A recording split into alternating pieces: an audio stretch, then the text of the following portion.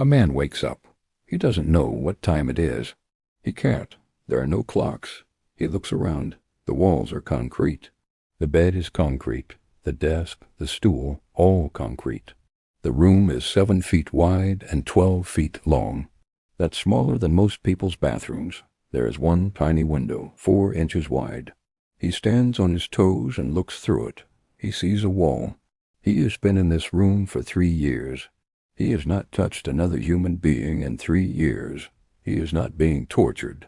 He is not being punished beyond his sentence. This is just Tuesday. Welcome to ADX Florence, the place the U.S. government calls a prison, the place everyone else calls something else entirely. If you've never heard of this place, you're about to. Subscribe so you never miss a story like this. Hit the bell. This one goes deep. Let's talk about the building. Because ADX Florence wasn't just built to hold people. It was built to make people feel like they have disappeared from the world. Every single thing inside was designed with one goal, to make sure nothing and no one can be turned into a weapon. The shower runs on a timer. You don't control it. The toilet flushes automatically, but if you try to block it, it shuts off. You can't flood the cell. You can't do anything the building hasn't already thought of. The exercise area is a room called, and this is not a joke, the empty swimming pool. It's bigger than the cell, but you're still inside alone, with a skylight 4 feet long above you. That's the closest thing to outside that most inmates ever get. Outside the walls, 12 gun towers, laser beams, pressure pads in the ground, motion detectors, attack dogs, hundreds of cameras. In over 30 years, not one person has escaped. Not one.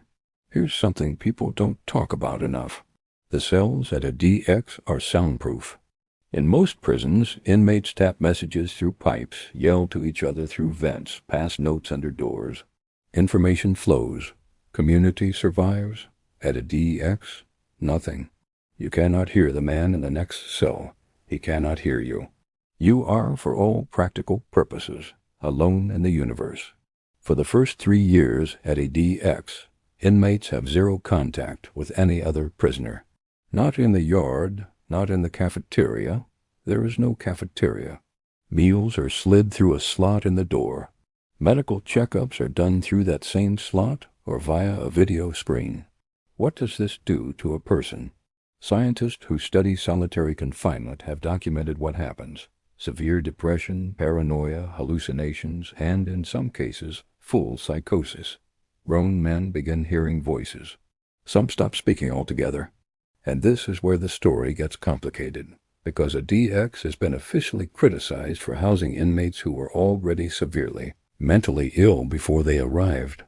In 2012, a major lawsuit was filed, Cunningham v. Federal Bureau of Prisons, with testimonies that described prisoners who screamed non-stop for hours, who hurt themselves with any small object they could find, who had clearly lost their grip on reality.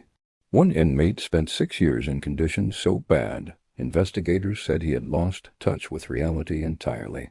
Another inmate bit off his own finger. The lawsuit was settled in 2017. The government agreed to improve mental health screening and provide better care. But the debate never ended. Can you run a place this isolated and claim it's humane? Drop a comment below. Do you think ADX Florence is necessary, or has it gone too far? We read every single comment. Now let's talk about who ends up here. Because ADX is not where you go for robbing a bank. ADX is where you go when you're considered too dangerous, too clever, or too connected to be kept anywhere else. Take El Chapo, Joaquin Guzman. The man escaped from 2 maximum security prisons in Mexico. Once, his team dug a mile-long tunnel directly under his shower. Another time, he simply walked out. When the U.S. finally got him, they weren't taking chances. He was placed in Range 13, a 4-cell wing so restricted. As of 2022, only 2 inmates in the entire country were publicly known to be held there. Then there's Ramzi Youssef, the man who planned the 1993 World Trade Center bombing. He shares Range 13 with El Chapo, 2 of the most calculated criminal minds in modern history. in 4 cells, in a wing most people don't even know exists. There's also Richard Reed, the shoe bomber, who tried to blow up a transatlantic flight with explosives hidden in his shoes. He's here.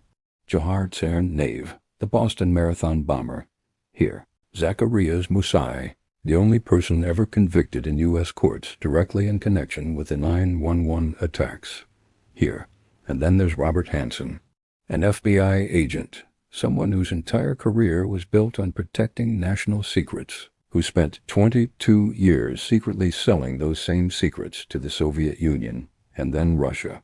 The FBI's own director called it the worst intelligence disaster in American history.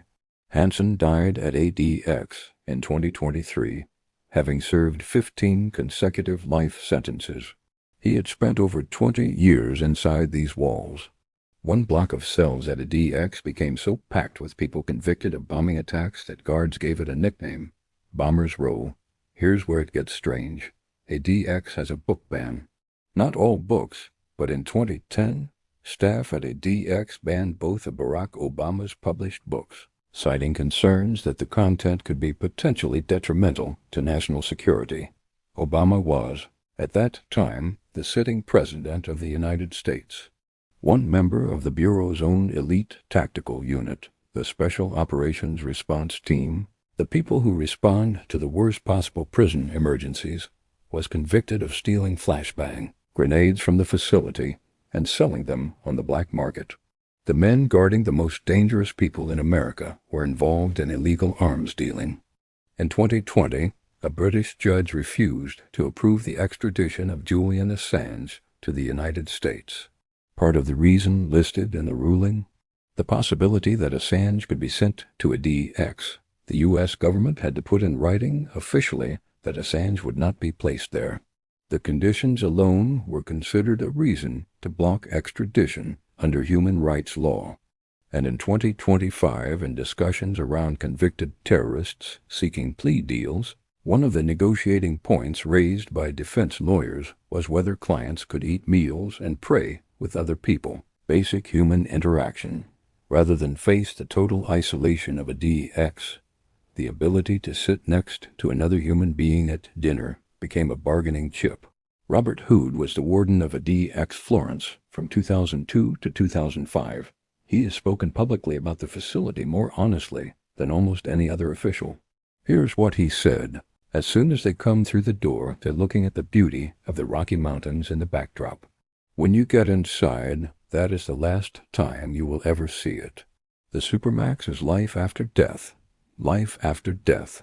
The man who ran the place called it that himself. ADX Florence holds roughly 300 to 400 people at any given time. It employs hundreds of staff. It costs tens of millions of dollars a year to run. The people inside it committed some of the most serious crimes ever recorded. That part isn't in question.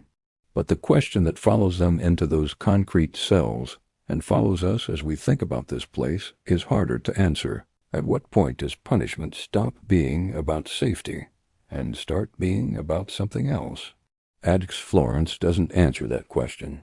It just sits there in the Colorado mountains, out of sight, mostly out of mind, doing what it was built to do.